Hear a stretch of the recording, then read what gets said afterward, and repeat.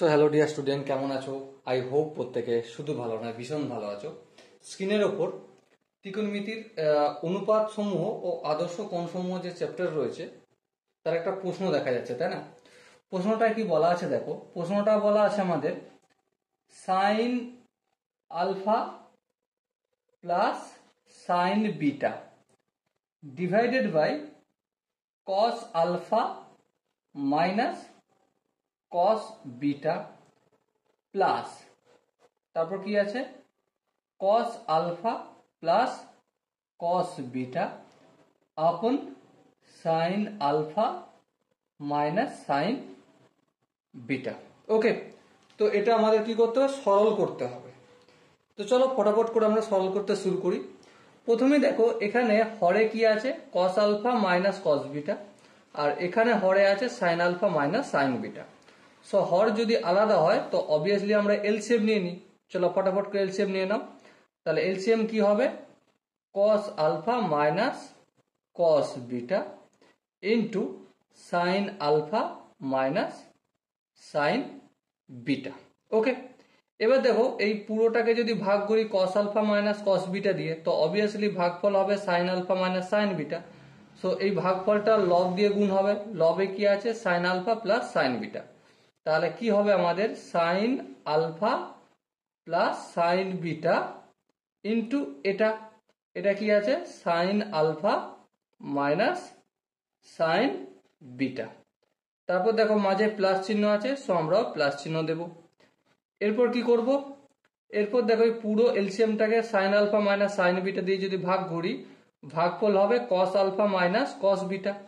So cos alpha minus cos বিটাকে যদি আমি cos alpha plus cos beta দিয়ে গুণ করি কি হবে, cos alpha plus cos beta into cos alpha minus cos beta.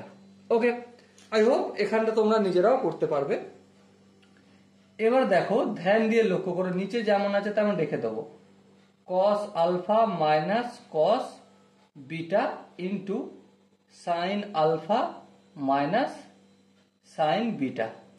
এবার দেখো এখানটা সাইন আলফাটাকে যদি আমি এ বলে মনে করি আর সাইন বিটাকে যদি আমি বি বলে মনে করি, তাহলে A plus B into A minus B, এর আনসার কি হয়, obviously A square minus B স্কোয়ারের সূত্র কি, A plus B into A minus B, তাই না?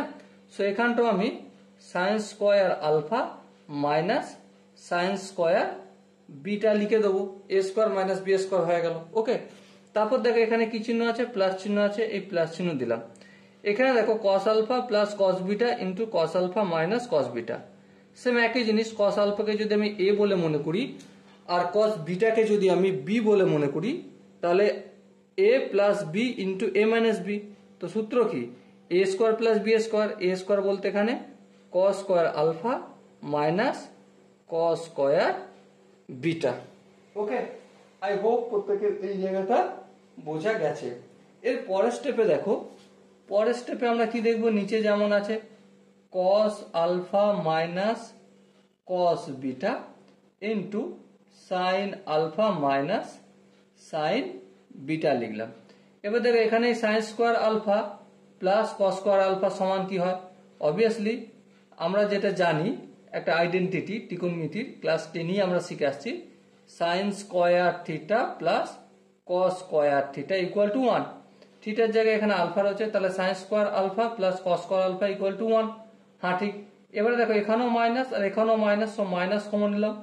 মাইনাস কমন নিলে কি পাবো আমরা, sine square beta plus cos square beta, তাই না? দেখো এখানে মাইনাস রয়েছে, মাইনাস প্লাসে মাইনাস, আবার মাইনাস প্লাসে মাইনাস।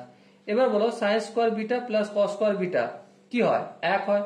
তাহলে 1 মাইনাস 1, আর নিচেটা আমার যা রয়েছে সেটা থাকুক, কোনো আপত্তি নেই। 1 মাইনাস 1 মানে কি, অবভিয়াসলি 0 বাই সামথিং। তো 0 বাই সামথিং মানে কি, সেটা 0 হবে। সো আনসার আসবে আমাদের 0।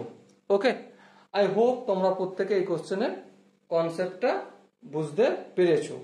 যদি কোনো জায়গায় বুঝতে অসুবিধা থাকে তো অবশ্যই কমেন্ট সেকশন রয়েছে, কমেন্টে দেখা হবে। ওকে, সো দেখা হচ্ছে নেক্সট ভিডিওতে। ততক্ষণ পর্যন্ত ভালো থেকো, সুস্থ থেকো এবং জয় হিন্দ।